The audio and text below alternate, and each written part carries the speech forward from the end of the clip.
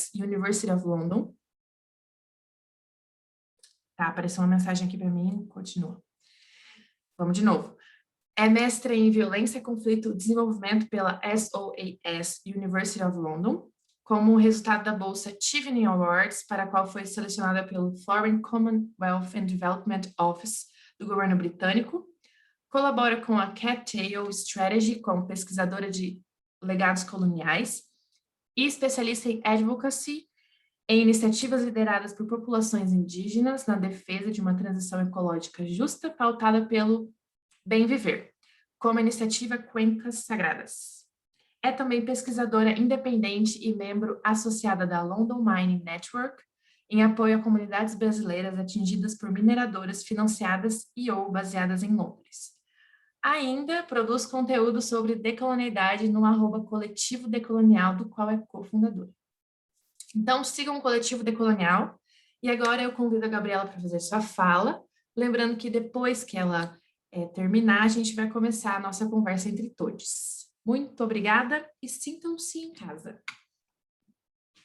Oi, obrigada, Luísa. Ai, que fofa, gente. Amei a sua apresentação. Fiquei aqui toda envergonhada, mas estou muito animada que tem uma galera boa aqui. E, bom, gente, se não tiver aparecendo direito, me avisem. Estou tentando ver aqui. Eu estou burlando um pouco o Canva. Era para eu ter baixado uns negócios, mas eu consegui dar um jeito.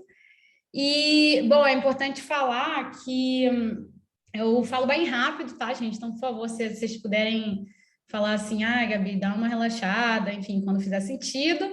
Até porque eu estou muito acostumada em falar em lugares que...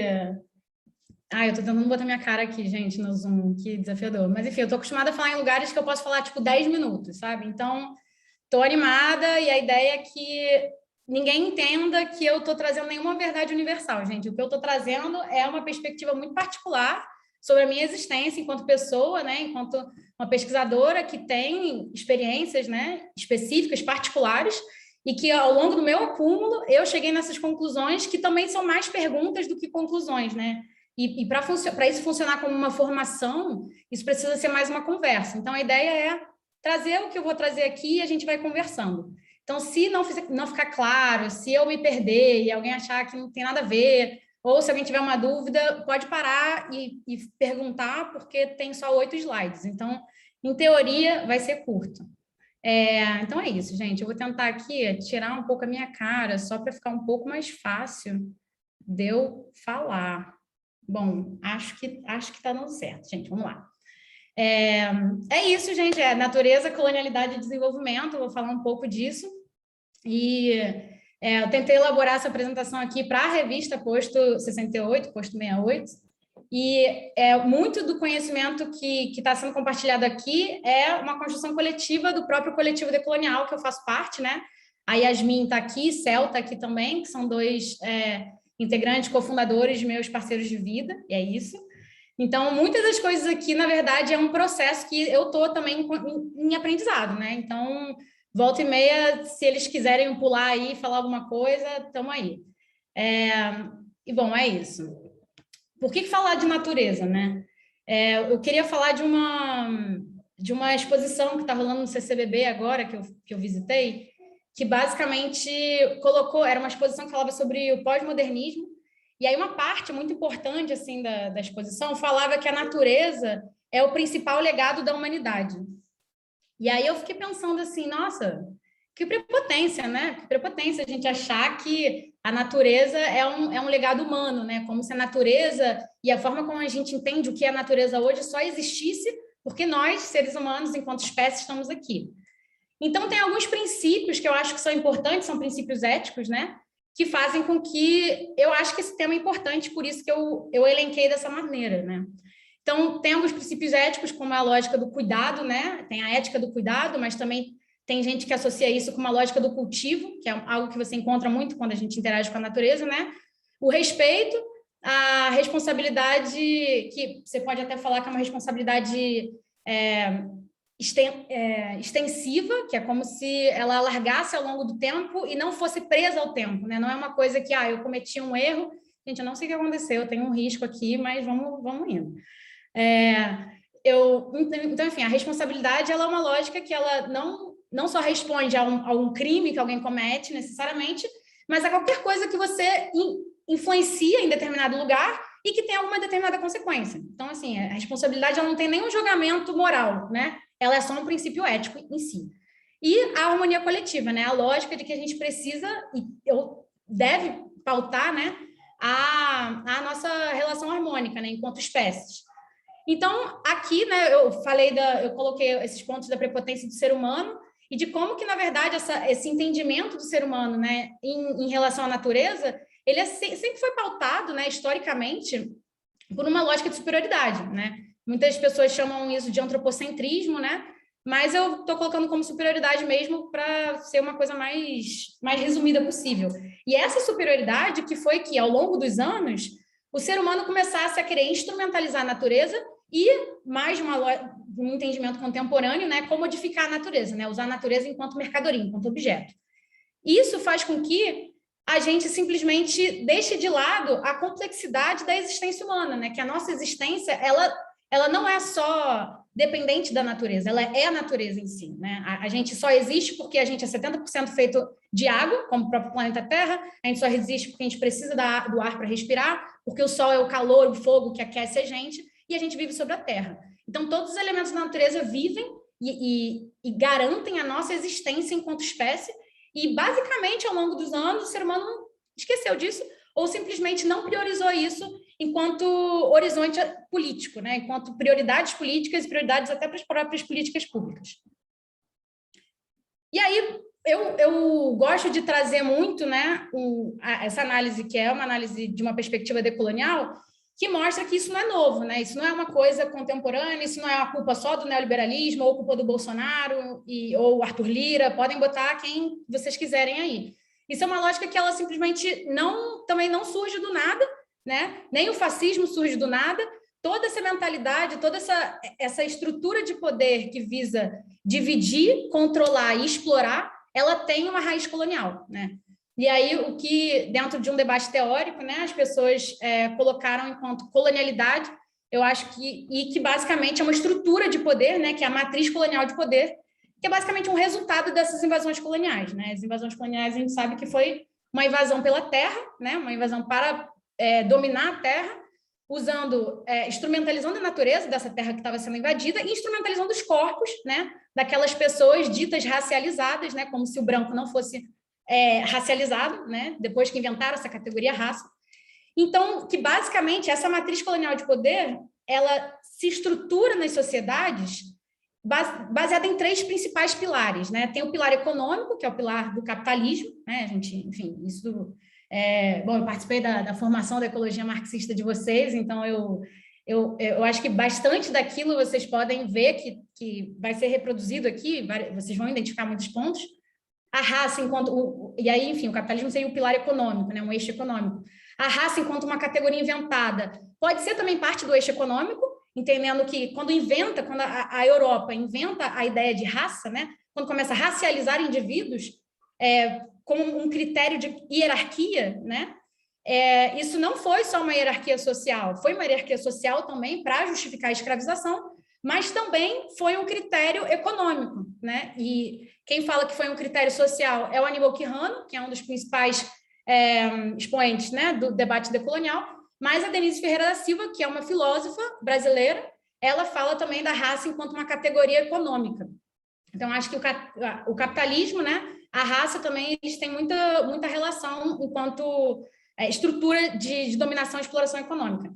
E um outro ponto que é um ponto muito importante, que dialoga mais com o que a gente vai falar hoje, é o eurocentrismo, né? É esse pensamento que, na verdade, vem pelos vencedores, né? É a história contada pelos vencedores, que chegaram, invadiram terra, exploraram corpos, continuam extraindo até hoje o que eles chamam de recursos, né? Que são basicamente pedaços de natureza.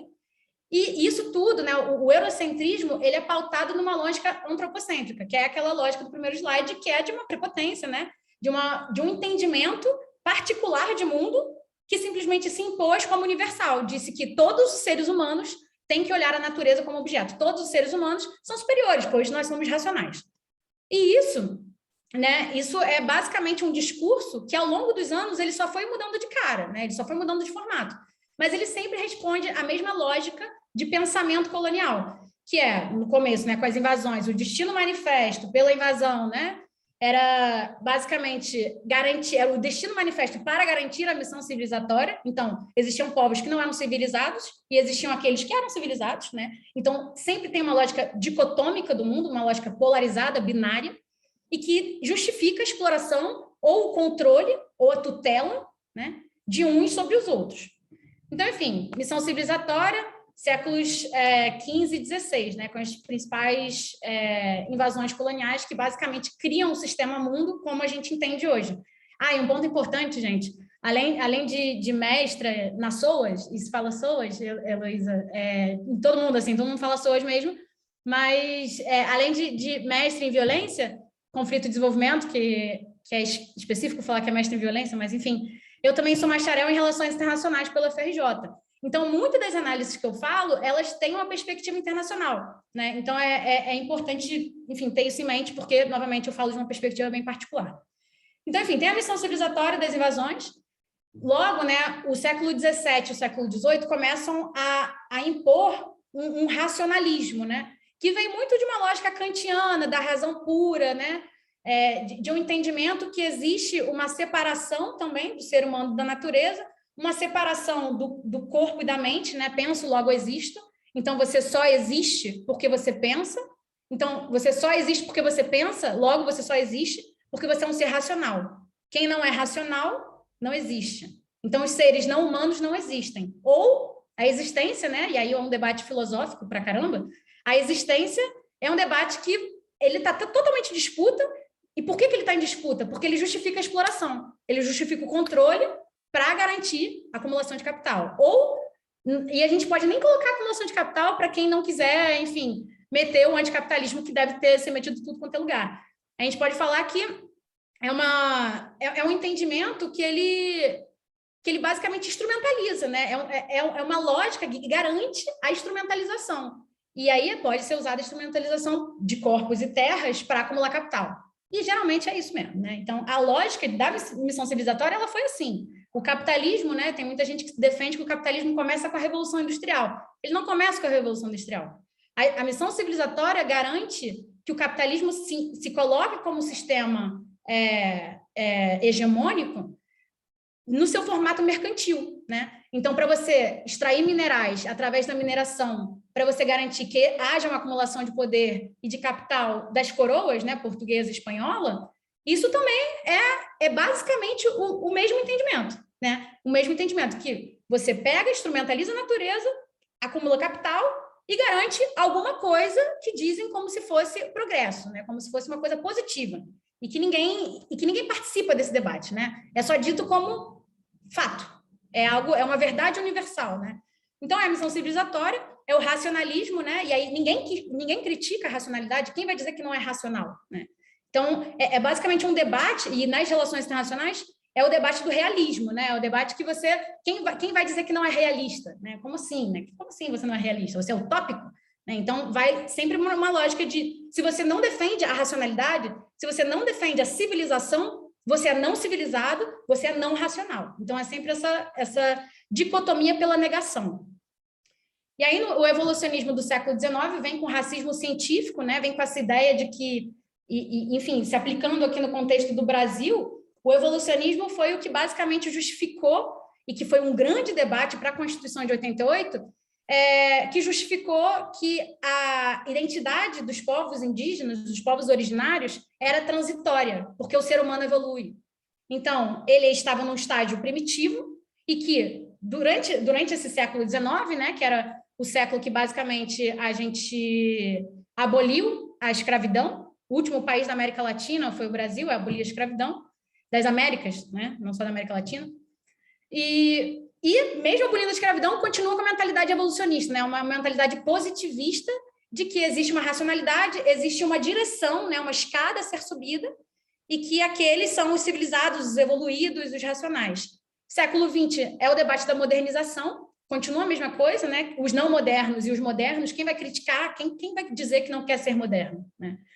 E hoje a gente vê que esse debate está muito sobre a questão do progresso e do desenvolvimento, né? Que novamente, quem vai criticar que a gente está querendo progredir, né? Quem vai criticar que a gente quer se desenvolver?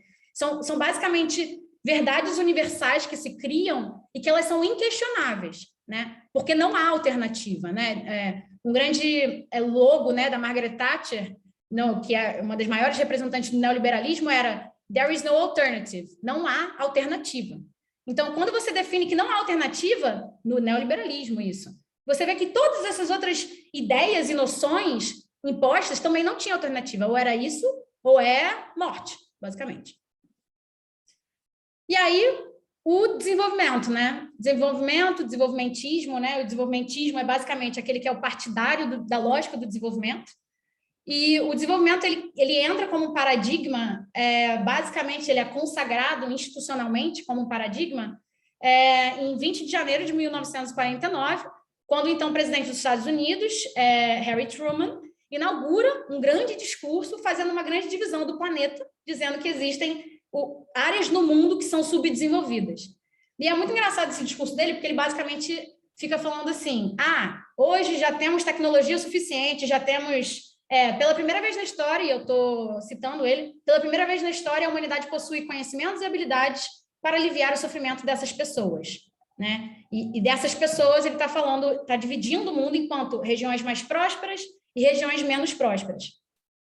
Só que isso, né, esse entendimento de visão de mundo, ele simplesmente consagra, né, a atividade extrativista, a lógica colonial extrativista, que justificou nossas invasões coloniais, como central para estabelecer essa diferenciação. Essa nova binariedade do mundo, do sistema, do planeta, né, que define a desigualdade do sistema internacional pelo extrativismo, por aqueles que recebem matérias-primas das suas colônias ou dos países que estão tentando ajudar, pegando seus recursos naturais, e aqueles que têm os recursos naturais que constantemente são drenados para industrializar esses outros países, né?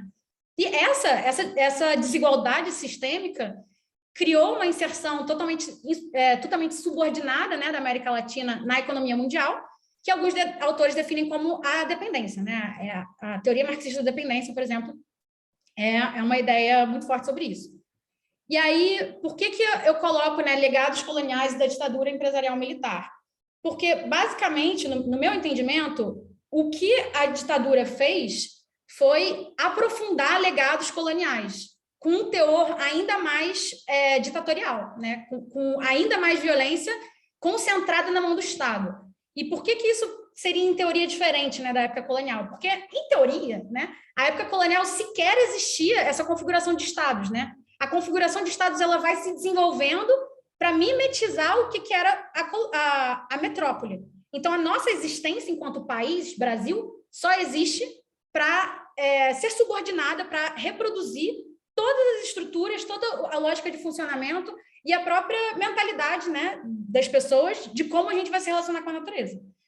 E aí eu acho que é importante trazer uma citação da Grada Quilomba, que ela fala: uma sociedade que vive na negação ou até mesmo na glorificação da história colonial não permite que novas linguagens sejam criadas, que novas configurações de poder e conhecimento sejam possíveis.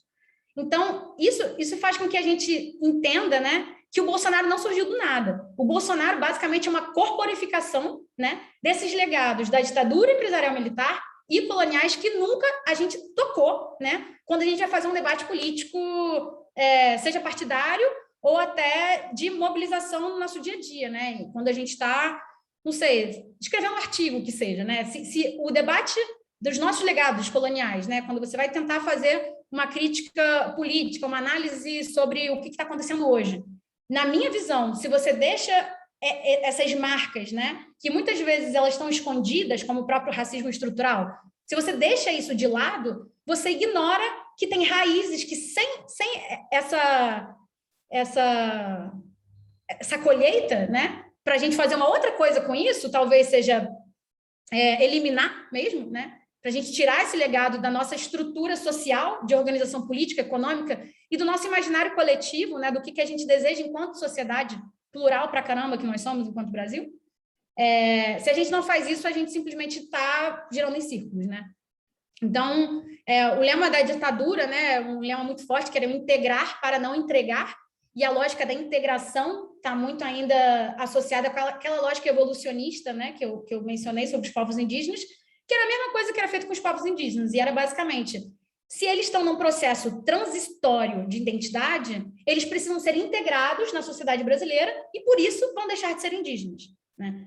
E esse é um debate que ele foi muito, muito forte na Constituição, no debate da Constituinte, e esse debate perdeu. O que ganhou foram os direitos dos povos originários, né? E esse é o grande debate que gira em torno do debate do marco temporal hoje, que não existe uma lógica transitória dos povos indígenas. Eles não vão simplesmente deixar de ter uma relação ontológica, né, existencial com a terra, porque a sociedade urbana, majoritariamente urbana brasileira, pensa que isso é mais moderno ou mais desenvolvido, né?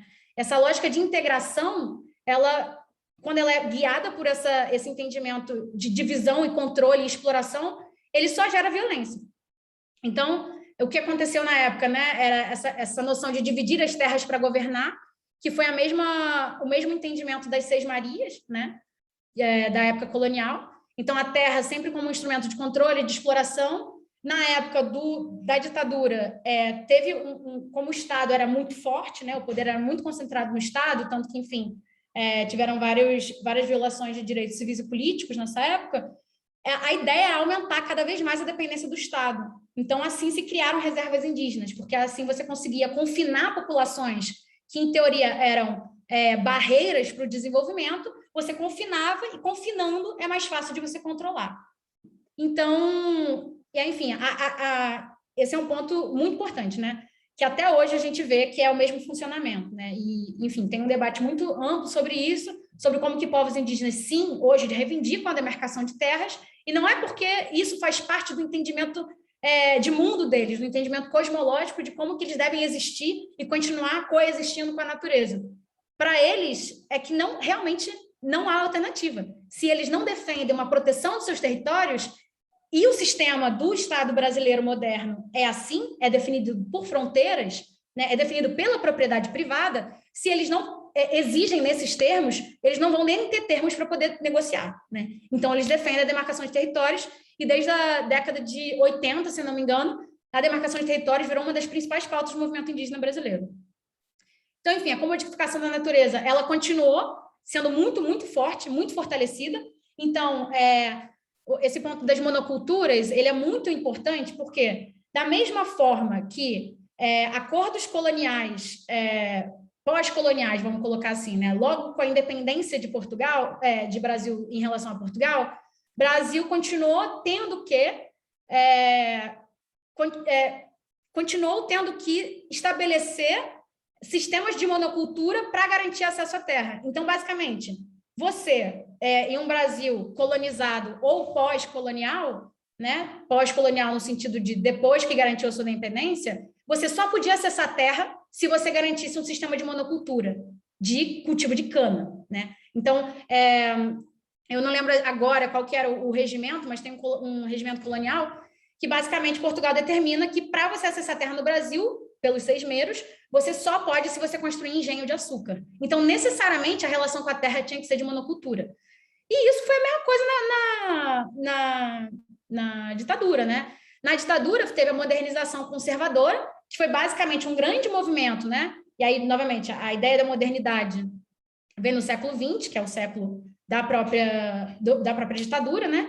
E a ideia é exatamente isso, é que você só pode ter acesso à terra, e isso eram determinações do Estado, né? Tinha um pacote, que era se não me engano, era um pacote agroquímico, que era basicamente para você garantir acesso à terra ou garantir inserção produtiva dos pequenos agricultores dentro desse grande programa de modernização conservadora.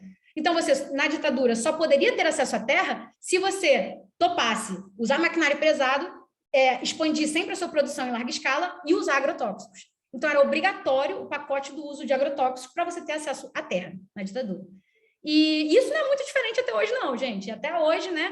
E por isso que eu coloco esse ponto aqui, que é o para-estado-capital, que essa filósofa que eu já mencionei, a Denise Ferreira da Silva, ela fala que existe uma intimidade letal e estrutural das arquiteturas jurídicas e econômicas.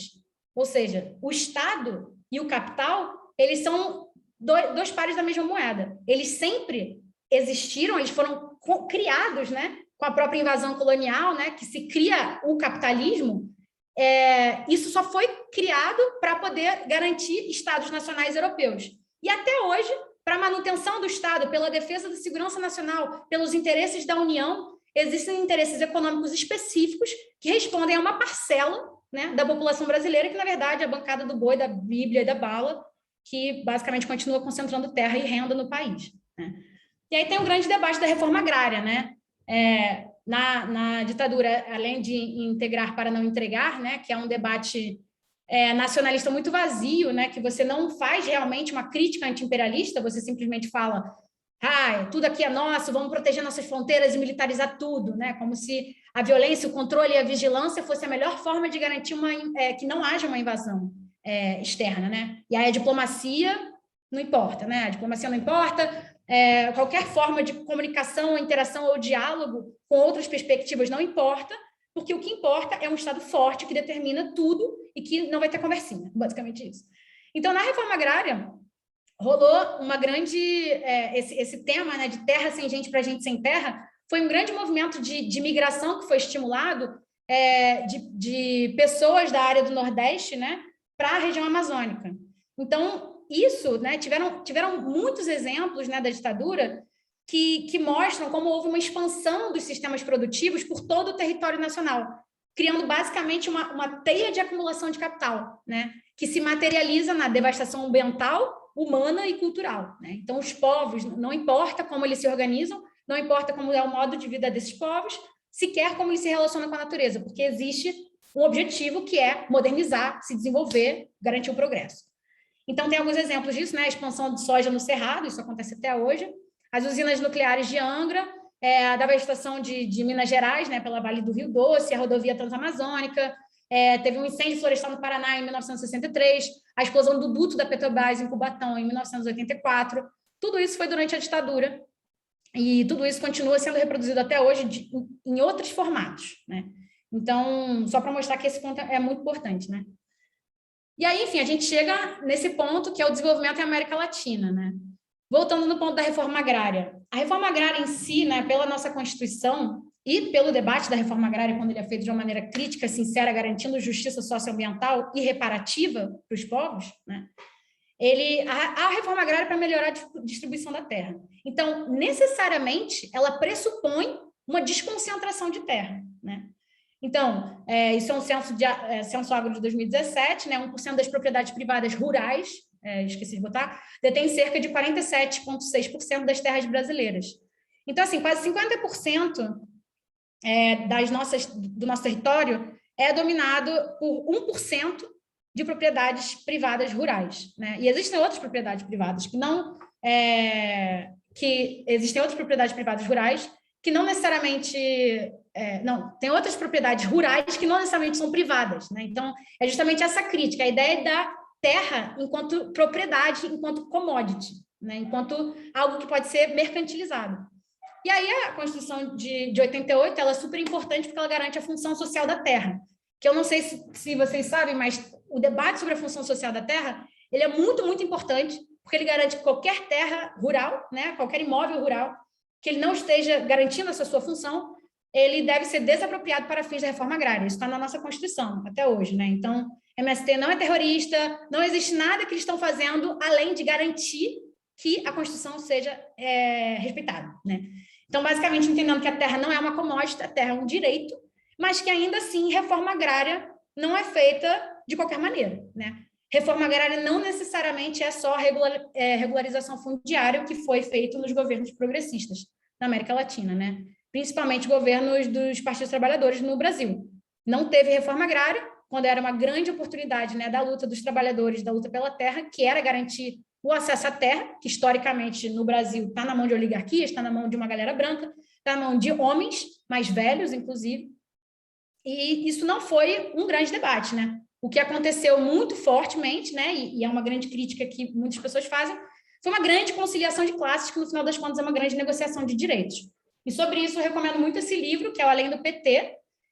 Esse livro, assim, para mim, qualquer pessoa que quer fazer uma grande crítica contundente aos partidos trabalhadores, e é uma crítica construtiva, né? Porque a gente não está querendo reproduzir a própria lógica colonial da destruição, né? A gente pode até querer desmantelar algumas estruturas coloniais de poder para permitir que outras sejam criadas e sejam fortalecidas, mas a gente não quer negociar direito, a gente não quer que a terra seja vista como uma propriedade humana, né? Muito menos privada para acumular capital.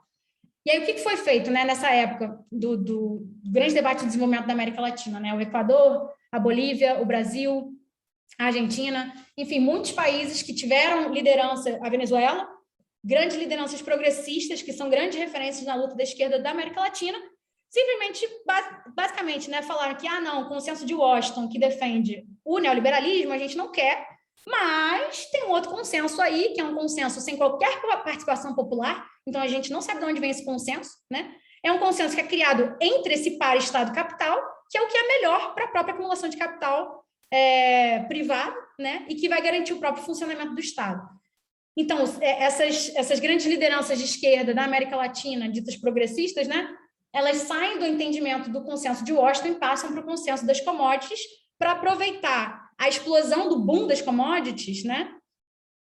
Como uma possibilidade de garantir distribuição de renda, né? Então, a distribuição da terra, ela não entra no debate, mas tem um grande debate sobre a distribuição de renda, que é muito importante, até porque eu acho que basicamente 6%, ou não, 6 homens brancos, tem um dado que é muito importante, que é da Oxfam, que eu vou encontrar aqui e eu vou mandar para vocês. Mas, basicamente, eu acho que 6 homens brancos brasileiros concentram 50% da nossa riqueza do país, ou até mais. Vou até achar esse dado aqui para mostrar para vocês. Mas, basicamente, qual que é a grande questão disso, né? O Alberto Acosta fala que é a maldição da abundância, que, basicamente, o que os estados fortes fizeram foi, teve um boom das commodities, né? As matérias-primas tiveram um grande valor no mercado internacional, então vamos aproveitar que a gente tem terra para caramba, vamos cultivar tudo, vamos expandir todas as fronteiras agroextrativistas, garantir que a gente vai produzir muita soja, muito minério, e vamos pegar tudo isso, mandar lá para fora, e aí a gente vai ter divisas e a gente vai poder implementar nossos projetos e políticas sociais, né? E aí tem um grande problema em relação a isso, né? Que, então, 6 homens mais ricos do Brasil concentram a mesma riqueza que 50% dos mais pobres brasileiros. Então, assim, 6 homens no Brasil concentram a mesma riqueza que 50% dos mais pobres. Isso é um dado da Oxfam de 2019. Posso passar depois o relatório para vocês. Enfim, estou tentando avançar um pouco mais, que às vezes eu me perco no tempo.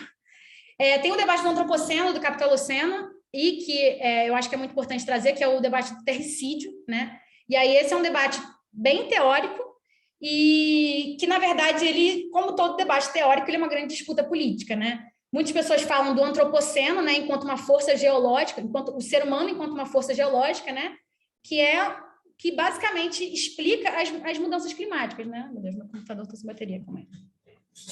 Basicamente explica as nossas mudanças climáticas, né? Então a gente vê muito do antropoceno sendo trazido, né? E aí, basicamente, extinção de espécies, né? Destruição de habitats, a acidificação oceânica, né? O aumento do nível do mar, o descongelamento das calotas polares, degradação do solo, enfim, todas essas questões mais ligadas às questões climáticas estão muito fortes no debate do antropoceno. Aí tem uma galera de esquerda, que eu acho que corretamente faz uma crítica, e fala que não é o antro, né? Não é o ser humano em si, que é uma força geológica. Quem é uma força geológica é o próprio capitalismo, que hoje ele está, né? Ele veio da sua versão mercantil, passou para uma versão industrial, né? E hoje ele está na sua versão do capitalismo financeiro global, que simplesmente não é algo que a gente pode culpar o ser humano, né? Não é o ser humano, né? Inclusive é antipedagógico a gente dizer que o ser humano é responsável pela destruição da natureza que a gente vê hoje. E aí tem um debate que é muito legal, enfim, só continuar, né? O terricídio, né? E aí, enfim, o capitaloceno é uma perspectiva que eu acho bem interessante, mas o terricídio é uma perspectiva da luta ecofeminista da América Latina. A Moira Ivana Milan, que é uma ativista mapuche, né, da Argentina, uma das lideranças do movimento das mulheres indígenas pelo bem viver, ela cunhou esse termo do terricídio, que basicamente é um entendimento de povos indígenas, né, dos povos originários, que falam que as ações do ser humano, e de alguns seres humanos, na verdade, estão levando a recorrentes, né, crimes contra a terra, né? Então, a terra está sendo morta pela própria ação humana. Então, e tem um debate muito forte, né, que eu acho que é importante, que é o antropoceno e o capitaloceno, nas duas palavras que não são nem um pouco didáticas, né? Eu acho que é importante botar isso também. Quando você fala isso, parece que é, sei lá, um bicho de 7 cabeças. O terricídio, ele tem um ponto que é muito importante, que é a dimensão da violência. E que se a gente não mostra que sim, o sistema que a gente vive hoje é extremamente violento e que a gente só vive baseado na violência, os nossos pilares, né, de existência e de pensamento, né, são baseados na violência, né, no controle do outro, no que o outro não sou eu e que, portanto, ele pode ser exterminado, ele pode ser julgado, né? Então, eu acho que o terricídio ele é muito importante para a gente começar a fazer um debate sobre as mudanças climáticas desde uma perspectiva da América Latina mesmo, né? E de uma perspectiva feminista também, né? Ecofeminista. E aí, a sociedade tumoral, né? Que é o que o Antônio Nobre, ele é um cientista, que ele fala que ele é um cientista da teoria de Gaia, ou também o cientista das ciências terrestres, né? Tem uma palestra com ele que ele fala sobre isso, que é do ciclo selvagem, que é um ciclo de debates criados, se eu não me engano, foi criado pelo próprio Ailton Krenak, e é incrível, gente, joga no Google, assim, ciclo selvagem, se não me engano é isso. E ele fala que a forma como o ser humano ele foi se desenvolvendo até hoje, né?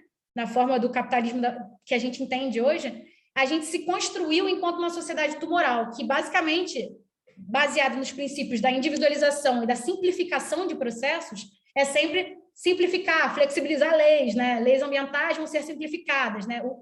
Enquanto que a burocracia sempre foi associada ao socialismo, né? A simplificação é como se fosse o capitalismo na sua maior eficiência, né? Como se simplificar fosse a melhor coisa para a gente, a melhor forma, né? O melhor caminho. E o que ele fala que esse funcionamento, esse entendimento de mundo, de como a gente se relaciona com a natureza e uns com os outros, enquanto a gente se estrutura como sociedade, é um funcionamento para si e que necessariamente leva a nossa autodestruição. E por que isso? Porque a forma como a natureza ela funciona é necessariamente baseada num ritmo harmônico e colaborativo, né? Então, a natureza é um organismo vivo, né? A teoria de Gaia fala disso, que existe a simbiose, né? Que a gente é como se fosse uma interdependência, mas ela é mais do que uma interdependência, ela é uma relacionalidade. Então, eu estou implicada com a natureza da mesma forma que a natureza está implicada por mim, e que necessariamente a gente tem que trabalhar para a nossa coexistência, né? Para que a gente possa confluir e não se destruir, né? Então, esse pensamento individual que só funciona para si, que quer acumular capital, que quer concentrar a terra, né? Que não quer garantir o fluxo normal, que são os ciclos da natureza, né? Que devem garantir um movimento, não uma acumulação, eles são uma anomalia cancerígena na natureza, porque a natureza não funciona assim. E nós, enquanto natureza, seres humanos enquanto natureza, a gente não funciona assim. Só que o capitalismo, né, e essa mentalidade colonial colocou isso como algo indiscutível, né, que a gente precisa garantir, até quando vão falar de mudanças climáticas, né? Muitas pessoas falam, não, só escovar dente por menos tempo, né? E aí você vê que o agronegócio gasta água pra caramba, a mineração gasta água pra caramba, e você que está escovando seu dente por mais de 2 minutos, que é o grande culpado por isso. Se você reduzir esse seu consumo de água, você vai estar contribuindo, né? Então, é uma individualização de problemas que são sistêmicos e, na verdade, eles são estruturais. Eles não vêm de agora, né? Então, esse funcionamento dessa sociedade tumoral, que ela vai se autodestruindo, né? Porque quando você tem uma mentalidade individualista e você enquanto um ser societal, você vive numa comunidade, várias outras pessoas, é como se fosse uma contaminação, né? E o Schopenhauer fala isso, ele fala do povo da mercadoria. Ele fala que o pensamento do povo da mercadoria, dos brancos, é necessariamente de contaminação. É como se a gente estivesse se contaminando como uma célula tumoral mesmo. E isso, esse entendimento individual que leva a nossa autodestruição individual e coletiva, por que ela é um grande problema? Porque ela tira a grande sustentação dos nossos sistemas de vida, né? Da nossa existência enquanto um ser super complexo, né? E também dos nossos ecossistemas que garantem a nossa própria vida, né? A nossa própria existência enquanto espécie. Então, essa forma, né? Esse andar da carruagem, né? Que é o terricídio, que é a forma como a gente está vivendo hoje, ele está indo contra esse ritmo harmônico colaborativo, e aí é um debate que eu faço na minha dissertação, enfim, que não vai dar para me aprofundar muito, que eu já acho que já está quase no tempo, não sei.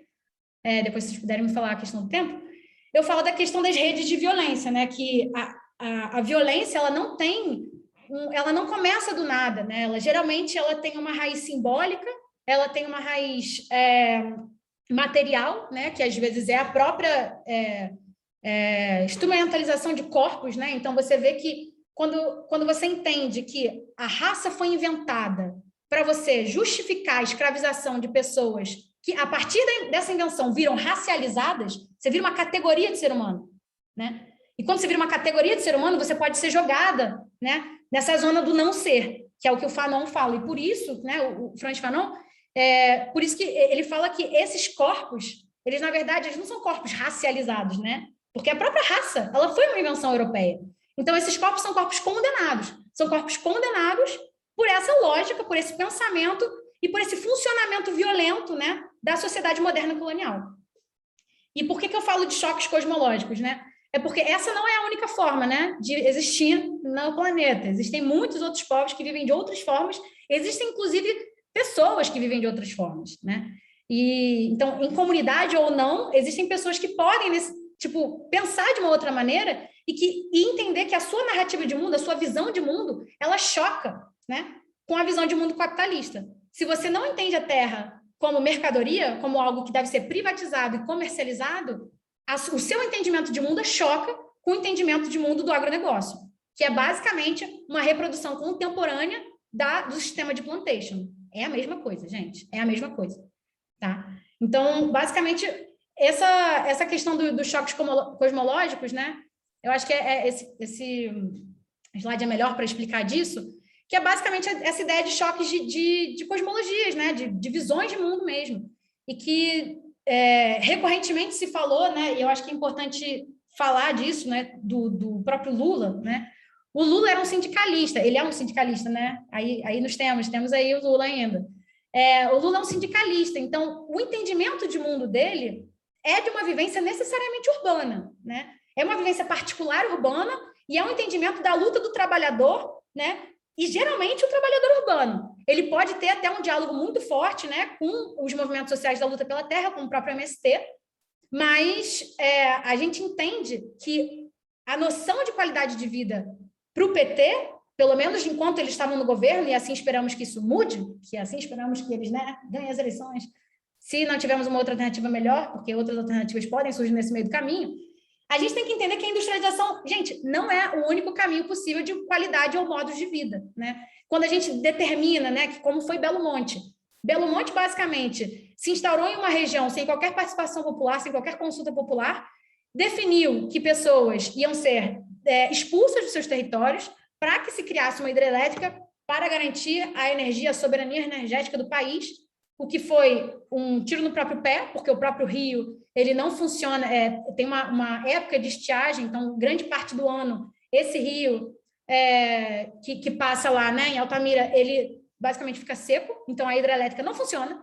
né? E aí essa energia que era para ser gerada, que em teoria também, né, o que foi colocado no discurso para as populações ribeirinhas que estavam sendo deslocadas, também indígenas, também tiveram populações indígenas que foram deslocadas, e outros grupos sociais, essas populações não têm acesso à energia até hoje, né? E essas populações estão vivendo sequelas psicológicas e traumáticas muito, muito fortes desse legado de violência desse governo, né? Que entendia que a melhor qualidade de vida era uma vida necessariamente urbana. Então, tem um documentário que a Eliane Brum ela faz, que agora não vou lembrar exatamente o nome, eu acho que é a Amazônia Centro do Mundo, é alguma coisa muito interessante, que ela basicamente explica que essa galera ribeirinha que viveu, né, a vida deles era basicamente você viver numa rede e você pescar e você ter recorrentemente uma relação muito, muito harmônica e simbiótica mesmo com o rio, né?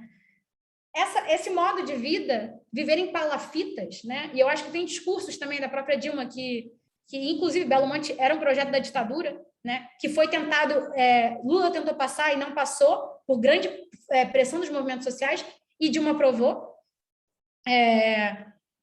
O que aconteceu com Belo Monte foi que essas populações elas foram deslocadas dessas palafitas que eram consideradas áreas não modernas e não desenvolvidas para complexos urbanos, que são os reassentamentos urbanos coletivos, que eram casas de alvenaria, casas que não respondiam em nada com a estrutura arquitetônica que essas pessoas eram acostumadas a viver, né? Então, era necessariamente um estilo de vida urbano, industrial, que era vendido para eles como se fosse qualidade de vida. E agora vocês vão ter uma boa qualidade de vida, né? E o que aconteceu com essas pessoas? Elas tiveram uma sequela muito grande, até hoje tem grandes sequelas psicológicas de trauma, né, em relação a isso, porque eles foram desenraizados da sua terra, né? E a gente não entende muitas vezes, né, e eu estou sendo irônica quando eu falo isso, a gente não entende na política que é importante você levar em consideração o modo de vida de cada povo quando você vai fazer uma política pública para aquele território. A gente não pode imaginar que uma política pública ela é simplesmente universal e adaptável a qualquer lugar, para qualquer grupo, né? As pessoas têm necessidades e têm prioridades sociais e políticas que devem ser atendidas. E isso não é feito sem consulta popular. Isso não é feito sem participação popular, que não é nem só consulta, é garantindo dentro dos processos de decisão também, né? E isso não foi colocado em jogo, né? Isso não, até os próprios espaços, né, de participação cívica nos governos do PT foram muito instrumentalizados, foram muito controlados, né? O próprio livro do Fábio Luiz Barbosa dos Santos, né, do Além do PT, ele fala disso. E ele tem um livro que é muito bom também, que é a história da onda progressista sul-americana, se não me engano esse é o nome, que ele fala como que isso foi um modus operandi de toda a região, né, da nossa região da América Latina, que é amaldiçoada pela maldição da abundância, que é o que o Alberto Acosta fala, e eu tenho uma referência muito legal para passar para vocês depois, que é basicamente essa ideia de que nossas terras vão constantemente estar abundantes e que não importa porque a terra vive a serviço do ser humano, então a gente pode instrumentalizar ela, independente de qual que vai ser as consequências a longo prazo, né? Se vai contaminar lençóis freáticos, se essa contaminação vai vai contaminar a fauna e a flora e, consequentemente, os seres humanos que interagem ou consumem esses próprios outros seres, né, animais. Então, e uma outra crítica muito importante é a única medida possível de justiça, que foi o entendimento da transferência de renda nos governos progressistas, né? Então, era basicamente, vamos explorar a terra, né? Vamos acumular capital baseado nas commodities, e aí, assim, a gente consegue garantir acesso a crédito, né? E aí, com crédito, as pessoas vão ter, finalmente, possibilidade de ser consumidor, né? E aí o Mujica, ele fala muito isso, né? Ele fala que ele faz uma autocrítica muito boa, que é fácil você fazer quando você sai do governo, né? E eu falo isso para a FHC também, que é basicamente nós criamos consumidores e não cidadãos, né? Então, quando você entende que a justiça ela só é medida através da renda, se você tem renda, logo você é cidadão, quem não tem renda não é cidadão. Então, você continua alimentando essa própria ideia de que algumas pessoas são menos importantes ou menos relevantes do que outras, porque elas têm menos renda mesmo. Então, e aí, enfim, um ponto que é importante também, né, que é mostrar que existem outros mundos possíveis, existem outros caminhos, outras perspectivas, né, e que o debate decolonial, ele faz muito isso, ele mostra que a gente quer desmantelar essa estrutura de poder, a gente quer desmantelar a colonialidade, os legados coloniais das nossas estruturas políticas, econômicas, sociais, jurídicas, né? E de relações interpessoais, né? E também de entendimento coletivo enquanto grupo, né? Quando a gente se organiza, por exemplo, numa revista, o que a gente vai pensar, né? A gente vai pensar na perspectiva de todo mundo que está aqui, ou a gente vai simplesmente chegar, uma pessoa vai definir e falar, gente, é isso daqui, esse é o caminho e não é alternativa, né? Então, enfim, tem muitas perspectivas diferentes a serem levadas e que eu acho que o debate do direito da natureza é uma coisa muito importante e que está sendo muito feito aqui na América Latina, né? Já tem um tempo, né? O debate sobre a plurinacionalidade, né? Os estados plurinacionais, a possibilidade de a gente construir estados que estão em outro formato, que não necessariamente é o formato moderno colonial que vem aí desde de Westfália, né? Que é baseado na soberania, né? Do controle do território, que é uma definição de fronteira, e que isso é o Estado, né? Então, se você define o Estado baseado na fronteira, aqueles povos que vivem entre fronteiras, por exemplo, os Guarani, que eles viviam na fronteira com o Paraguai, com o Brasil, eles simplesmente ficam sem a categoria de cidadão, sem os direitos que lhes são devidos, né? Então, e aí quando a gente estende esse debate para os direitos da natureza, né, a gente entende que essas subcategorias que foram criadas para alguns seres humanos também são muito reproduzidas na própria natureza, né? E que para a gente mudar os termos da conversa, a gente precisa mudar o nosso entendimento de quem que pode ter acesso a direitos. E esse é um debate, cara, que ele não é novo, assim, era o mesmo debate que foi feito, por exemplo, do direito das pessoas com deficiência, do direito das crianças, do direito dos animais, né? Se o direito ele só pode ser dado para aquela pessoa que tem, ou aquele ser, né, que tem racionalidade para receber ele, uma criança ou um animal simplesmente não teria direito. Então, foi baseado nessa contra-argumentação que vários direitos sociais foram conquistados, né? Então, os direitos da natureza não estão fora desse escopo, né? Não é uma parada totalmente utópica, meu Deus do céu, é impossível. Não é impossível, existem, inclusive, litígios climáticos, né? Enfim, muitas decisões de cortes, eu acho que, se não me engano, a Assembleia Legislativa da Bolívia teve uma decisão muito importante que garantiu que um rio, se eu não me engano, fosse um réu, né? Então, enfim, tem muitas formas de a gente lidar com o próprio direito e com a própria economia, por exemplo, né? Entender que a economia ela não pode se sobrepor à ecologia, né? E a ecologia é o debate, né, ou o conhecimento sobre o eco, e o eco é a nossa casa. O eco é o que a gente... É basicamente o ambiente que a gente entende enquanto ambiente, que é necessariamente uma relação que a gente vai depender do ambiente que a gente vive, do território que a gente vive. Então, um ponto que eu acho que é muito importante é fazer uma diferenciação que o Eduardo Gudinas faz, né, que é se não me engano, ele é um sociólogo uruguaio, e ele fala que Mãe Terra, né, natureza, Mãe Terra e Pachamama são 3 formas diferentes, realmente, de você falar de natureza e que tem entendimentos diferentes. Então, a natureza em si, né, a gente pode falar que é até um debate um pouco mais cientificista, né? O debate da Mãe Terra, ele é muito mais forte sobre essa questão dos direitos da natureza, né? Então, é entender a Terra enquanto uma mãe, enquanto um ser, um sujeito, um agente, né? E não só a Terra, né? Mas, enfim, todos os elementos que estão dentro da Terra, os rios, as montanhas, né? E é um debate que é muito importante também, que eu não falei quando eu falei de choques cosmológicos, porque quando a gente vai falar de cosmologia, né, de narrativa de mundo e visões de mundo, é importante a gente ter em mente que, como eu falei, né, como a minha própria experiência particular define a minha visão de mundo, a experiência particular de todas as pessoas define a cosmologia delas, né? E isso está em grupos, isso está em indivíduos, isso está em todos os espaços. Mas se você entende que a própria... Perdi o fio da meada. Nossa, eu perdi totalmente o fio da meada, gente. Mas vamos voltar. Basicamente, se a mãe... lembrei. Que a cosmologia ela é definida pela nossa posicionalidade, né? Pela nossa referência enquanto ser, cidadão, né? Pessoa. Mas também, né? Não é só pela nossa situação enquanto ser humano, né? Também é definida pela nossa espiritualidade. E aí tem uma dimensão que muitas vezes fica num campo de um debate holístico ou místico que a gente não leva a sério, que é o entendimento espiritual das pessoas com a natureza, né? E também aquele não entendimento espiritual com a natureza, que muitas vezes é só de instrumentalização, é só de objeto, né? Então, por que o debate da Mãe Terra é importante? É que, se para alguém uma montanha é um espírito, e o Krenak fala disso no livro dele A Vida Não é Útil, para outras pessoas tem que existir aqueles princípios éticos que estava no primeiro slide, que é um respeito à espiritualidade dos outros. Então, na hora que a gente vai falar sobre política pública, a gente não pode simplesmente desconsiderar a cosmologia, a visão de mundo de outros povos que também vão ser afetados por essa política, ou projeto, ou seja lá o que for. E o debate da Pachamama é um debate que é muito mais feito nos Andes, né? Principalmente na Amazônia andina, que basicamente, mas também em outras regiões da América Latina, que é basicamente essa noção relacional do ser humano com a natureza, né? Que a gente, né? Que Pachamama não é só o que a gente entende natureza. Pachamama é a minha existência dentro de um território. E a minha existência dentro de um território vai mudar, basicamente vai mudar quando eu mudar de território.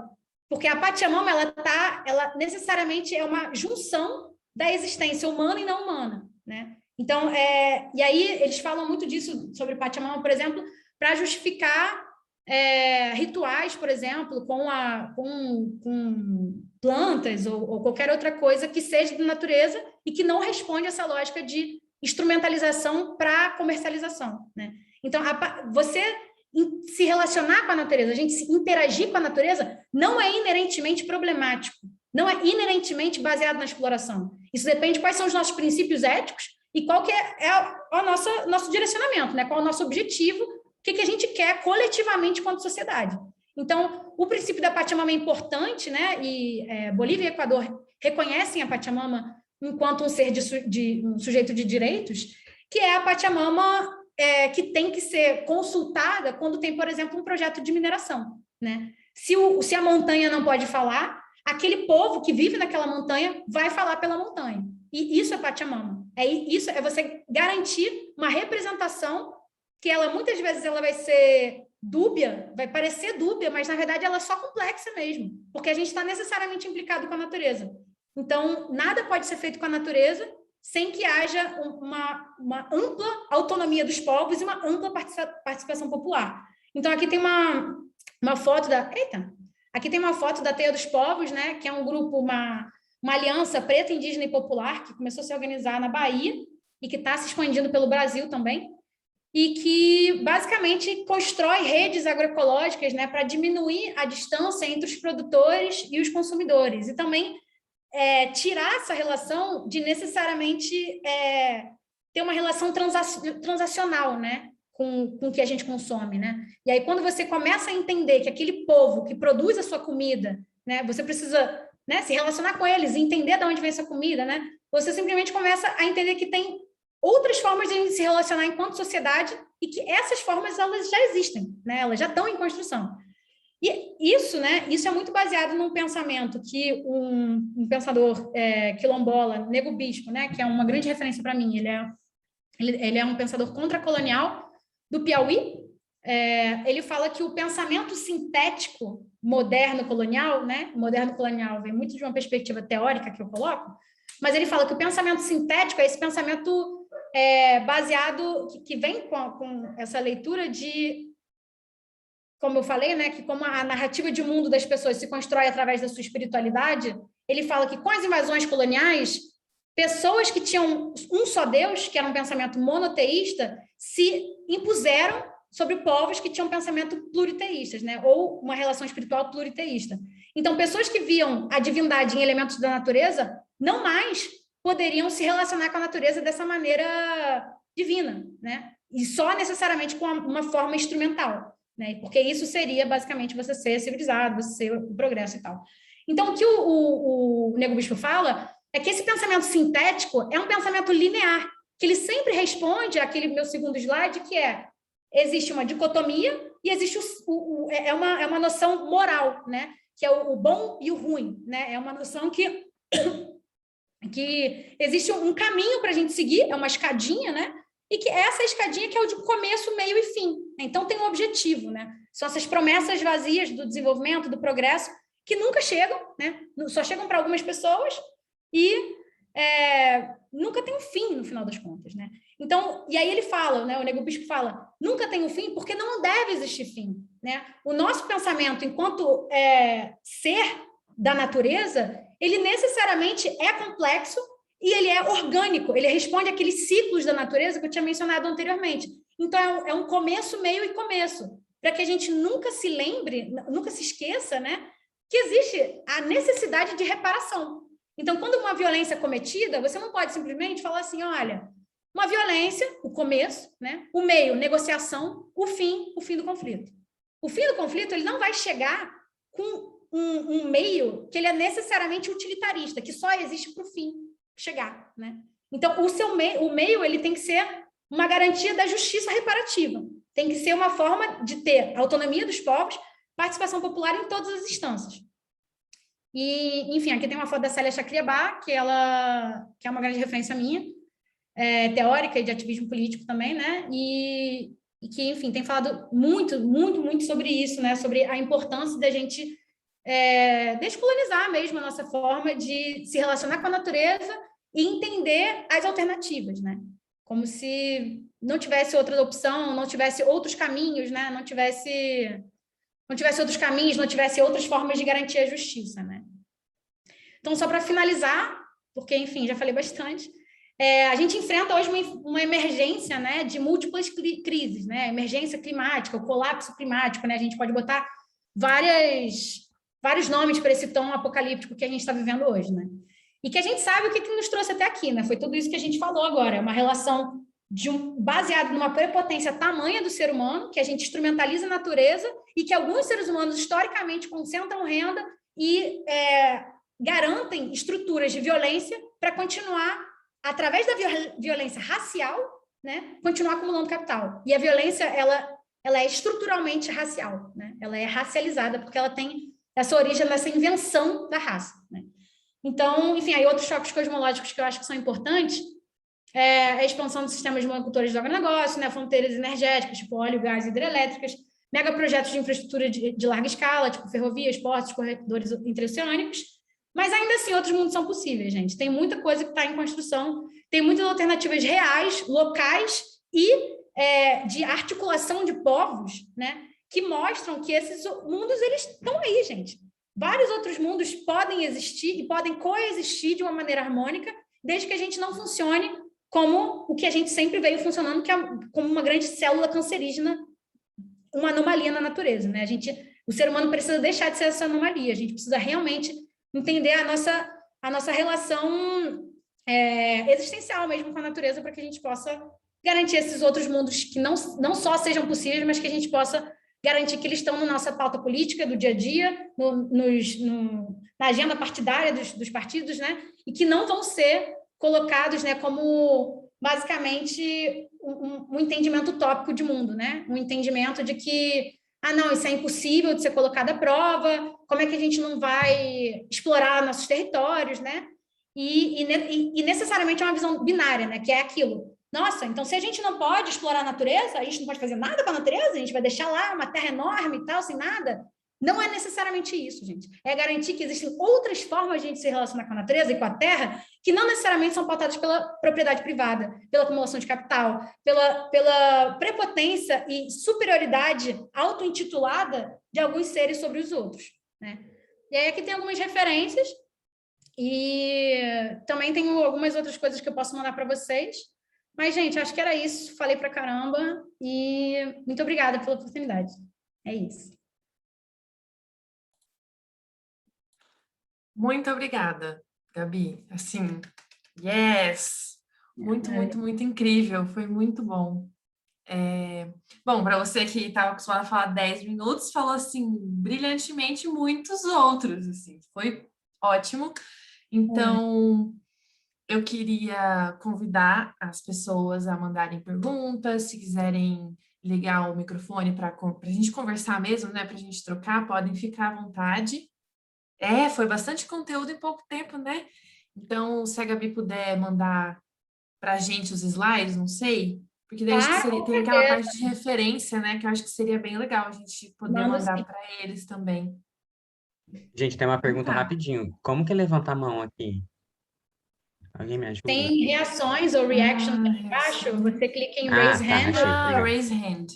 Show. Isso, boa. Tem várias mãozinhas. O que a gente faz? A Bruna começa? Vai lá, Bruno. Oi, conseguem me ouvir? Sim. Show. Então, a minha pergunta é aquela pergunta clássica de muita importância, que é não só como diferenciar, né, esse capitalismo verde, esse green money, esse Green New Deal que está rolando, dessa nova forma, né, dessas formas de justiça climática junto com a justiça social, e mais do que só como diferenciar também, como mostrar essa diferença para as pessoas ao nosso redor, né, as pessoas que são mais negacionistas, as pessoas que são menos negacionistas, mas que também estão ali procurando essa terceira via, né, e não acham, enfim, como conscientizar elas, como conversar com elas sobre. Massa. Não sei se como é que vocês acham que é melhor, gente? Eu vou respondendo ou... Eu ia perguntar como você acha melhor. Se a gente pode juntar duas perguntas por vez, aí você responde duas, pode ser? Sofia, se você quiser, então, fazer a sua pergunta também. Eu queria mais fazer um comentário, assim, do papel junto. Durante a apresentação, e até mesmo antes, quando eu li o tema, ele associou muito ao negócio que eu li nas férias, no ano passado, na verdade. Eu estou fazendo meu TCC sobre a minha cidade natal, que fica na fronteira da Amazônia. Aí, quando eu estava lendo um livro chamado Rodoviária Belém-Brasília, que é justamente desse momento que eles estão trazendo o grande progresso para o norte não ocupado, que, meu Deus, existia uma discussão sobre de que maneiras eles iam trazer as vias, chegar no norte, né? E estavam discutindo, talvez, um modelo hidroviário que valorizava os caminhos e os meios que já eram utilizados, tanto desde a colonização, né, de forma exploratória, mas pelos mesmos povos aqui existentes. Só que o rodoviarismo em prol do progressismo foi a pau, e é sempre nessa pauta exatamente como você falou, assim, quem vai ser contra se desenvolver a indústria, tem que chegar o carro aqui, tipo, uma situação muito absurda. E quando você vai lendo esse livro, ele vai falando de todos os problemas, assim, até geológicos que foi tendo na estrada, porque eram terrenos que não eram preparados para ter, tipo, uma estrada de concreto, teve uma devastação absurda, e mesmo as cidades que foram surgindo ao longo dessa rodovia, meio que tem uma parte do livro que fala que isso foi surgindo muitos pontos de prostituição, porque eles só traçaram uma linha e vieram, assim, sabe? Não eram lugares ocupados. Só isso, eu adorei a apresentação, assim, foi muito boa para mim, para os estudos que eu estava fazendo, muito complementar, obrigada. Muito obrigada a você, adorei sua pergunta. Então, vou começar pela sua pergunta, porque eu acho que ele liga bem com o que a Bruna perguntou. Adorei seu TCC, quero ler depois, estou animada. Fiquei bem feliz com a referência do livro que você falou, porque eu não sei muito, né, de como é que foi. Óbvio que eu sei alguns detalhes, né, algumas questões específicas, muito mais a questão do extrativismo, né, mas a questão dos modelos hidroviários, né, eu sei que tem essa defesa de que alguns povos eles utilizam, e utilizam até hoje mesmo, né, e por que o rodoviarismo, né, ele foi priorizado, né. Tem muitos debates que falam sobre isso, né, até do JK, né, como é que tinha uma necessidade, né, de industrializar e mostrar serviço mesmo, né, enfim, criar rodovia, é como se fosse você sempre tinha uma nova inauguração, né, como é que você vai inaugurar um rio? Como é que você vai inaugurar uma rota hidroviária que ela já é da natureza, ela não é uma invenção humana, né? Então tem essa prepotência humana que necessariamente está querendo sempre mostrar que fez serviço, porque tem uma necessidade de garantir, enfim, apoio político, né, para se reeleger e etc. E também tem um ponto que é muito importante, que a rodovia, ela foi muito inspirada dos modelos britânicos, né, de construção e industrialização e escoamento da produção. Então, tem até é uma curiosidade muito bizarra, assim, que eu descobri, que o xingamento baitola, que é de gays, né, veio de bitola, que é basicamente a distância da ferrovia, né? E isso foi basicamente um inglês que chegou aqui, que estava falando sobre a diferença do sistema ferroviário e rodoviário e falou errado, e as pessoas brasileiras começaram a falar assim, homossexual, entendeu? Então, assim, tipo, é uma lógica que basicamente um misto de complexo do vira-lata com uma vibe 15 anos, sabe? Uma vibe que também não é para ser... Tipo, uma vibe 15 anos no sentido de Bolsonaro, sabe? No sentido da galera do fundão que tá querendo mostrar que é engraçada, sabe? Então, assim, é muito essa lógica do complexo do vira-lata, né? Então, se você fosse construir rodovias, você ia mostrar um pouco mais de serviço e você ia mostrar para essas grandes construtoras estadunidenses e britânicas que tinha serviço para ser feito aqui, né? Então, tem uma grande relação de dependência dessa época que agora não vou saber dados muito fortes, mas na época da ditadura, basicamente, assim, ao mesmo tempo que eles falam que é integrar para não entregar, teve muita concessão, né, de construções feitas para empresas estrangeiras, né, ditas transnacionais. Então, isso é uma coisa que é bem tosca, né, dessa época, e eu acho que esse negócio, né, que você falou de só traçar uma linha, né, que acabam criando pontos de prostituição, pontos até de consumo de drogas, de pessoas que simplesmente, e isso fala muito isso da galera de Belo Monte, né, que foi deslocada. Essas pessoas, nesses territórios de violência pelo qual eles foram deslocados, também tem todas essas problemáticas sociais, né? E uma das grandes problemáticas que também associam muito aos povos indígenas é o alcoolismo, né? Que é muito comum quando você é desconectado da sua terra, do seu modo de vida tradicional, e você é obrigado a responder àquela forma de viver. Você deixa de pegar um barco para cruzar uma hidrovia, né? E você tem que necessariamente pegar uma estrada, porque agora uma estrada corta aquele rio. Então, enfim, você vê que modos de vida, eles são, tipo, cortados quando tem um modo de vida que ele é excludente, né? E baseado na exploração. Então, enfim, isso é um ponto que eu acho que é importante. E só para fechar, né, sobre essa questão da traçar a linha, o Schopenhauer tem uma frase que é muito, muito boa, que ele critica esse pensamento linear, né, essa necessidade de demarcar a fronteira, que ele fala, quando o branco não faz um traço, o seu pensamento perde o rumo. Então, é basicamente, se você não define um traço, uma direção, sua cabeça vai para outro lugar. É como se o pensamento branco colonial não consegue enxergar a complexidade, não consegue enxergar que é possível você garantir a hidrovia, você garantir que as pessoas tenham algo a dizer sobre como que elas querem viver, como que elas querem se locomover, né?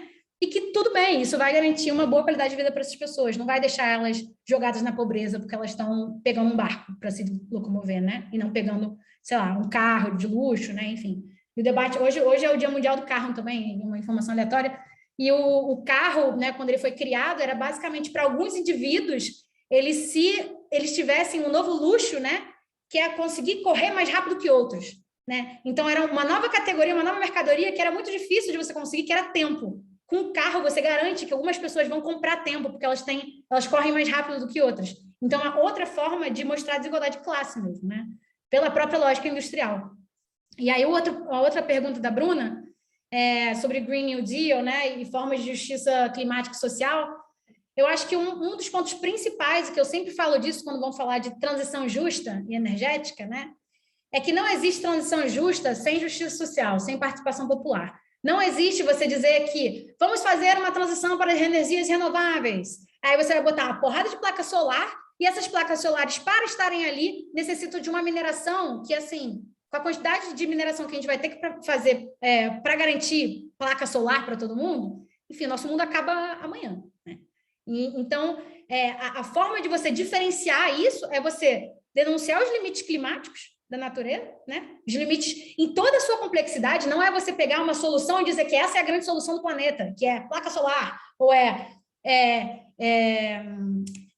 automotivos elétricos, né? Veículos elétricos. Não é apenas essas alternativas, né? Tem que ser um conjunto de várias alternativas possíveis para que a gente não sobrecarregue o planeta como a gente sobrecarregou até aqui. Então, acho que essa é a forma mais prática de você conscientizar as pessoas, que é você falar dos limites ecológicos e da participação popular. Tem participação popular para construir aquilo? Tem participação popular para definir qual que é o Green New Deal? Que New Deal é esse? É mais um novo consenso de Washington, das commodities? O que é, sabe? Se não garante a participação popular, isso não vai garantir justiça social, nem ambiental, né? Então, eu acho que esse que é um ponto principal. A Carolina fez uma pergunta aqui, eu posso ler. Ela falou, não posso ligar o microfone, porque está todo mundo dormindo aqui, eu moro na Ásia, mas a minha pergunta é, estou estudando o desenvolvimento do Sudeste Asiático e queria saber se você acha a ideia da Pachamama poderia ser aplicada para outros lugares com outros povos, como os povos daqui. Então, eu, particularmente, não manjo muito do Sudeste Asiático. A minha universidade, a SOAS, ela é School of Oriental and African Studies. Então, tem muito, muito do debate do Sudeste Asiático lá. Inclusive, se você quiser, eu posso botar meu contato aqui, e eu posso te botar em contato com pessoas que manjam bastante desse debate. Mas, em termos de ser aplicada, né, uma leitura de mundo, eu acho que isso pode ser complicado, porque isso não necessariamente significa que não, aqueles povos vão se relacionar com a natureza de outra forma. Muitas vezes eles podem se relacionar com a natureza de uma forma muito parecida com o entendimento de Pachamama, mas às vezes eles têm uma outra forma para falar sobre isso, outros conceitos, outros princípios que justificam por que eles se relacionam dessa maneira, né? Então, acho que é importante, a consulta popular ela está em todos os momentos, né? A participação popular ela está em todos os momentos, até quando a gente faz pesquisa, né? Quando a gente faz pesquisa, se a gente não faz uma pesquisa que garante que os resultados dessa pesquisa, aliás, que o tema dessa pesquisa é relevante para o povo que você está querendo estudar, se você não garante que vai ter participação desse povo ao longo do processo da pesquisa e que os resultados da pesquisa vão ser compartilhados e válidos, né? E que façam sentido para essa população, basicamente a gente está só, sei lá, tendo uma nova perspectiva colonial, um novo entendimento extrativista sobre, vou pegar esse povo aqui, vou dar uma estudada, e é isso, né? se a gente não garante que a gente ouve o que esse povo acha, né, de qual é o entendimento de mundo deles, não tem nem como a gente fazer um estudo comparativo que seja bom, porque eu acho que isso é um ótimo estudo comparativo, né? Qual é o entendimento de mundo dos povos andinos amazônicos e qual é o entendimento de mundo desses povos do Sudeste Asiático? Existe correlação, né? E tem uma correlação de lutas, e eu falo isso porque eu estudo conflitos, né? E eu fiz uma associação em relação à importância da paz na Palestina para a estabilização e autonomia dos povos do Oriente Médio, com a paz na Colômbia para a autonomia e estabilização dos povos da América Latina. E não tem como você fazer essa associação sem você se aprofundar nesses dois mega entendimentos de mundo que podem ter muitas similaridades, mas eles são necessariamente distintos, né? Acho que é isso, gente. Não sei se tem mais perguntas. O Zé, isso. Pode Eu. falar. Mais um comentário também. Primeiro, obrigado. Foi assim, mandei aqui no grupo da post, falei assim, meu Deus, quero gritar depois dessa apresentação. Eu vou mais para a linha da área de cultura, dessas questões mais relacionadas à arte, cultura e tudo mais. E fazendo uma ponte, assim, com uma apresentação também que o Walter Mignolo fez, uma vez, junto com o ICOFON, que é um órgão ali de museus da América Latina, assim. O Walter Mignolo, ele é da linha da decolonialidade, né? Então, ele traz muito do Quijano, ele traz muitas essas discussões. E na fala dele, eu lembro, eu até peguei aqui, ele fala dessa coisa da divisão, né, entre o humano e a natureza, a humanidade e o natural, assim. E aí ele fala que é bem dessa linha, né, da raça, do gênero também, que quando foi que os colonizadores trouxeram para cá, né, e ele fala, né, nesses dois fluxos de viver, que é o fluxo de viver do humano e da humanidade, e um fluxo de viver do natural e da natureza. E aí ele colocou essa questão, assim, né? Que quem disse que essas populações que viviam aqui, esses povos que viviam aqui, eles tinham a natureza como divindades, mas no divindades que o modo racional de pensar pensa, assim, e não como um fluxo de vida, né? Como, como você falou, essa retroalimentação entre a gente, seres humanos, e a natureza, que ainda também traz essa dicotomia, né, entre o ser humano e a natureza, e fica nessas dualidades, assim. E daí ele coloca isso, né, se o fluxo de vida dessas pessoas, desses povos, não é justamente esse, o que a gente chama de natureza, assim, né, e que eles não fazem uma distinção entre eu e ele, a gente e ela, né, a natureza, assim. E assim, para mim é bem essa linha do pensar essas dicotomias. E a frase final para mim do começo, meio, começo, e que o meio tem que ser a oportunidade de um começo e não, né, o fim, assim, para mim foi muito bom, assim. Então, muito obrigado. Foi um comentário também só porque eu lembrei da fala do Mignolo, assim, também, e muito bom. Ai, muito bom, cara. Adorei o que você falou agora, porque faz com que a gente, sei lá, resgate um pouco de esperança, sabe? A gente fica hoje até, não sei se vocês conhecem, né? Algumas pessoas devem conhecer. A Sabrina Fernandes, da Tese 11, né, do canal dela, ela lançou hoje um vídeo falando antes e depois de Bolsonaro.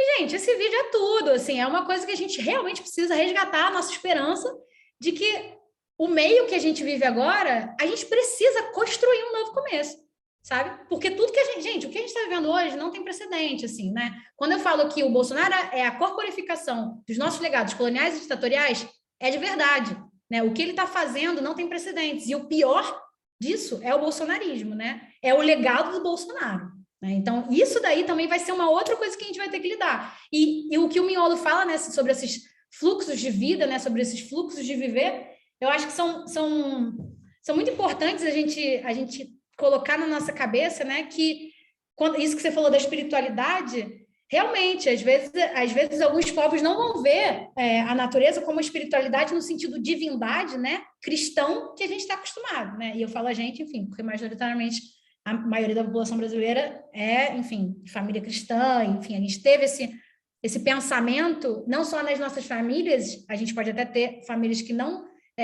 respondem a essa espiritualidade, mas a nossa escola, né, os nossos espaços de socialização, de maneira geral, respondem a essa lógica, né? E essa lógica, né, de que você não vê espiritualidade em outras coisas, em outras dimensões da vida, né, em outras dimensões da natureza, fazem com que você simplesmente esqueça que existe essa relação, ela também é pautada pelo afeto, né? A vida, ela é afeto, né? E se a gente não garante que a gente vai... e por isso que é importante o debate da preservação além da conservação, porque quando você conserva, é a mesma coisa da modernização conservadora, né? Modernização conservadora da época da ditadura, o que foi? Modernizar o campo, conservando as estruturas coloniais de concentração da terra, conservando os privilégios, né? E desigualdades. E quando a gente tenta pensar pela preservação, a gente quer preservar os modos de vida, a reprodução da vida, né? E que para isso a gente precisa ter relações de afeto, a gente precisa olhar para a ética do cuidado como algo que a gente quer cuidar, a gente quer cuidar mesmo uns dos outros, da natureza, e a gente precisa entender que tem outros fluxos de vida mesmo, né? Então, enfim, é isso, o afeto causa efeito. Muito bom. Eu queria... Posso falar, Elô, rapidinho? Acho que não tem alguém na frente aqui. Não sei se a Sofia está com a mão levantada. Mas é para a Não? Sofia também que eu queria comentar, que é uma curiosidade, assim, que nesses modos de pensar, né, do irracional e do racional, essas coisas, assim, eu lembro que teve uma disciplina que eu cheguei a fazer, que era sobre urbanismo e bem também da época das colonizações, das invasões aqui no Brasil e na América Latina. E o Nestor Goulart Filho, né, ele fala do semeador e do ladrilhador, né, que são os dois modos de colonizar, que foi o espanhol e o português, assim. E muito ficava na cabeça essa própria divisão entre os espanhóis e os portugueses de um modo racional e de um modo irracional de colonizar. Então, os espanhóis vieram para cá e fizeram uma grelha, fizeram as quadras, fizeram tudo, e os portugueses foram fazendo sem nem pensar, foi só colocando e tal.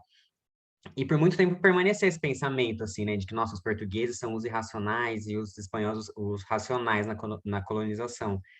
E hoje em dia, o que né, a academia vem estudando e vem mostrando é justamente que não, sabe? Eles tinham esse modo racional, os portugueses, né? Eles tinham um modo racional de pensar e que eles colocavam isso em prática, assim. Então, tinha uma estrutura ali que não necessariamente era uma estrutura racional espanhola, assim, de pensar as quadras e a quadrícula, mas que nas vilas, nas cidades que foram nascendo aqui, tinha eixos, tinham coisas, e que eles implementavam isso no território sem pensar em nada, assim. Então, tinha um outro modo, que era um modo deles, racional de pensar, e que eu achei, né, quando eu li, eu lembro que eu e minha amiga, a gente ficava, né, eles tentavam fazer essa distinção até entre eles, que pensavam de um jeito, mas que no fim, hoje em dia, você vê que tinha, sabe? Eles tinham esse modo racional de pensar e de se dividir entre quem era racional, quem não era racional, enfim.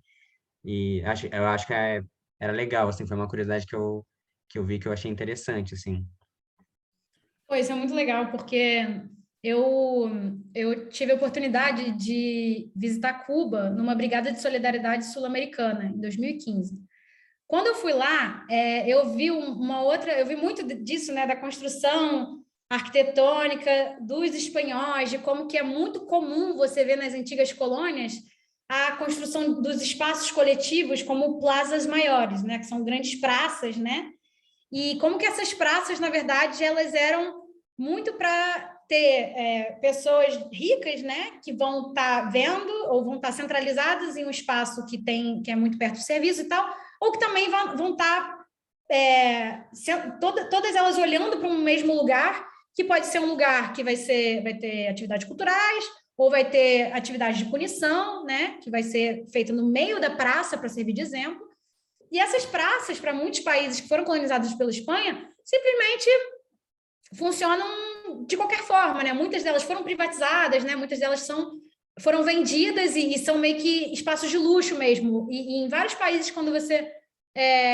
por exemplo, eu morei em Barcelona e lá essas praças basicamente são um monte de gente rica, assim, só gente rica que mora lá, muita gente que não mora lá, né? Então são imóveis vazios e com gente que mora na rua, né? E o que aconteceu em Cuba, né? Com a Revolução, eles pegaram essas plazas maiores e basicamente distribuíram todas as moradias ali para as populações, né? Para o povo cubano. E os centros das praças viraram centros de integração dessas pessoas que moram ali, basicamente com parque para criança, para as pessoas interagirem e tal. Então, se criou uma função social das praças maiores que mostra que é possível a gente transformar esses legados coloniais, né? Se a gente tem uma ação que garante, né, as necessidades sociais e políticas da população, a gente pode mudar essa estrutura ou a gente pode se reaproveitar ela de uma outra maneira, saca? Mas que colocar isso, né? Ah, não, português colonizou errado, né? A gente acaba criando uma falsa hierarquia do que é certo, né? E ainda vem gente pior ainda, que vem falar que Inglaterra, a gente tinha que ser colonizado pela Inglaterra. Gente, vai falar isso para a Índia, sacou? Vai falar isso para os países que até hoje são basicamente protetorados, né, da Inglaterra. Então, e França, principalmente, né? A França não tem nem comparação. A França basicamente fez um grande acordão para a descolonização dos seus países, que até hoje muitos deles dependem, né, ou devem para o Estado francês, né? Ou tem uma dívida colonial com o Estado francês, em vez de ser o contrário, né? Exato, enfim, França, gente. Então, a gente não pode criar essa hierarquia de colonização, porque a colonização necessariamente é baseada na violência, exploração, controle, né? E a gente quer outros mundos, a gente não quer pensar quem que é menos pior, né? Senão a gente vai pegar Bolsonaro, aí vai pegar um Aécio, vai pegar uma galera, vai ficar só aceitando uma grande bosta. E a gente não está aqui para isso, a gente está aqui para construir as alternativas, né? Então, a gente não vai aceitar pouca coisa, porque a gente já aceitou muita pouca coisa até agora. A gente aceitou a negociação de direitos e tal, então realmente não dá mais. Alguém tem mais alguma coisa para falar? Fiquei animada agora, estou muito animada. Alguém tem mais alguma coisa para falar? Vou comentar enquanto as pessoas pensam mais um pouquinho, então. Muito curioso como esse debate de outras alternativas e da importância da gente rever, da importância, assim, não é nem importância, é tipo fundamental, essencial, primordial, assim, a gente precisa rever as nossas bases, né? E eu fiz uma disciplina no começo do semestre que me deixou bem desestruturada, assim, porque eu comecei a entender que tudo que eu acreditava, tipo, não que, enfim, tomei consciência de que tudo que eu acreditava era uma grande, bonita, não tão bonita narrativa, e que, tipo, as coisas nem sempre eram desse jeito, então, assim, o que eu achava que é ciência, por que era ciência? O que eu achava que era, enfim, tudo, né? A gente começa a questionar tudo, e é um pouco meio desesperador no começo. Eu fiquei, assim, bem conflituosa. Eu fiz a disciplina que chamava Alterciência, e era uma proposta de um professor da FAO, da FEFELESH, da USP, de se pensar outras formas de fazer ciência. E aí, dentro desse debate da ciência, a gente foi cair nessa questão do eurocentrismo, enfim. E aí, dentro dessa disciplina, ele trouxe indígenas, ele trouxe pessoas negras para falar sobre essas outras cosmologias. E foi um choque, eu acho que você usou bem a palavra, né? Eu não lembro exatamente o termo, mas você usava a palavra choque. Eu acho que é isso, a gente precisa sofrer esse choque, esse abalo sísmico, né? Para a gente mudar o nosso lugar, para a gente mudar os nossos entendimentos, isso é extremamente necessário para a gente tentar construir outros mundos. Então, fiquei muito animada, falei também no grupo da Posto que a gente sai daqui, a gente fica, tipo, surtando lá, né? Quando acaba o negócio. O quanto eu saio energizada desses espaços de formação que a gente tem, porque é muito gostoso estar aqui vislumbrando futuros possíveis. Falei, se alguém quiser... Não, se alguém quiser cara, falar... Eu acho que isso que você falou, gente, acho importantíssimo, né? Essa sensação de abalando as estruturas, estou abalando as minhas estruturas, estou abalando as estruturas de todo mundo, e a gente tem que fazer isso mesmo, gente. As nossas estruturas são coloniais. A gente não pode simplesmente... A gente tem que se permitir a desaprender muita coisa que a gente foi ensinado até então, como se fosse certo, como se não tivesse alternativa. E aí, enfim, o que eu amei muito que você falou sobre outras formas de fazer ciência, porque eu falo sobre isso na minha dissertação. Eu sou das relações internacionais, que é o campo da ciência política, e eu falo sobre outras formas de você fazer ciência, de você entender ciência, Porque o fazer político, o pensar e fazer político, é o fazer científico, né? Então, se a gente entende que a ciência, né, é construção de mundo, fazer ciência, fazer mundos, e a gente só levou uma perspectiva até hoje, né, como algo válido, racional, né, para ser considerado na hora que a gente vai fazer política, que é o pensamento liberal, no final das contas. O pensamento liberal é considerado ético, considerado justo, considerado iluminado, né? E qualquer outro pensamento, pô, não tem aquele equilíbrio, né? Não tem aquela conciliação de classes, né? Então, é uma coisa que realmente a gente precisa abalar as estruturas, abalar todo o nosso entendimento de mundo para que outras estruturas possam se colocar, né? Então, eu amei, assim, que você falou isso de outras formas de fazer ciência. Acho que essa matéria deve ter sido muito, muito maneira, né? Foi absurdo, foi muito legal. Foi bem impactante, assim. Mudou bastante coisa, assim. Mudou em bons e excelentes sentidos, né? Da coisa que a gente precisa mudar, né? Mudar é bom. Que lindo. A Bruna mencionou aqui no chat, ela falou, ia falar sobre os meios que importam, porque os fins não são fins, são começos, e para recomeçar precisamos de um meio melhor. Mas você resumiu bem isso agora nessa última frase, sobre cansei de aceitar pouca coisa. E é isso, gente, a gente aceita muita pouca coisa, né? A gente, basicamente, e a gente, eu falo enquanto povo brasileiro, né? E aí, teve até uma mesa que eu participei, que eu falo sobre como que a gente, enquanto povo, a gente foi incapacitado, né? E não quer dizer que a gente é um povo sem poder, né? A gente foi um povo que foi tirado do nosso poder para que a gente não possa dizer que a gente não está satisfeito com isso, que a gente quer outras coisas, que a gente quer permitir outros espaços de conversa, né? E basicamente, a gente tem que mostrar essa insatisfação, né? Para a gente não cair no que o vídeo que a própria Sabrina fala, que eu acho que alguém mandou aqui no chat, que eu mencionei agora, que ela fala da melancolia da esquerda. Ela fala isso no livro dela dos sintomas mórbidos, parece, eu ainda não li. Mas eu amei isso da melancolia da esquerda, que a gente só fica falando da nossa derrota, fica aí criticando o PT, fica falando que o PT realmente só fez transferência como a única medida de justiça. Mas e aí, né? E aí, como é que a gente vai falar? Então tá, a gente só vai falar mal dos caras e a gente não vai falar quais são as outras formas de justiça? Quais são as formas de justiça comunitária que vários povos originários estão garantindo nas cortes em vários outros países, sabe? Em cortes internacionais também. Tem muitos debates e muitas possibilidades reais, né? Que existem e que a gente simplesmente não fala, porque a gente está perdendo muito tempo problematizando pra caramba e falando muito pouco de alternativa. Então, por isso que na minha dissertação eu falo sobre a importância da gente permitir cosmopolíticas, né? Que são políticas que levam outras cosmologias, outras narrativas de mundo a sério. E quando você leva outra narrativa de mundo a sério, você repara que o fazer política é um fazer complexo. Demora pra caramba, cara, demora pra caramba. E toda ação, ela acaba sendo política, né? Toda decisão, ela é uma decisão política. Então, é isso, a gente não pode aceitar pouca coisa, né? E é difícil, é um espaço de disputa. Por isso que eu acho que a formação, por isso que eu queria trazer isso na formação, porque, cara, vão estar sempre querendo desestimular, vão estar sempre querendo nos tirar a esperança, né? E Paulo Freire fala que a esperança é a última coisa que deve permanecer, ela deve continuar, né? E esse é o espírito da autonomia do povo que a gente tem que garantir, que é pautado pela esperança. Então, acho que é isso, gente. Espero que tenha sido esperançoso aí para todo mundo e que a gente continue na luta. Perfeita. Muito bom. Muito bem. Vamos para encerrar, então. Ai, gente, amei. Olha só, tela cheia de corações e esperança. Que lindo. 0. Vamos tirar uma foto, então, porque o colonizado aqui falou print. Adoro. Ó, se as pessoas puderem abrir a então. câmera só para tirar a última foto.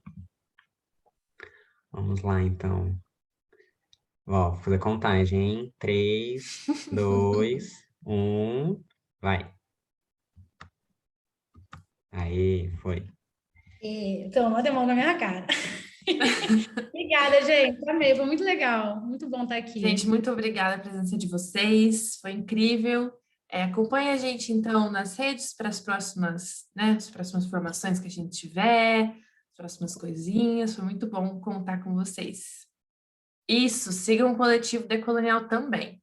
Obrigada, pessoal. Tchau, gente. Boa noite. Obrigada. Tchau, gente. Tchau, obrigada. Tchau.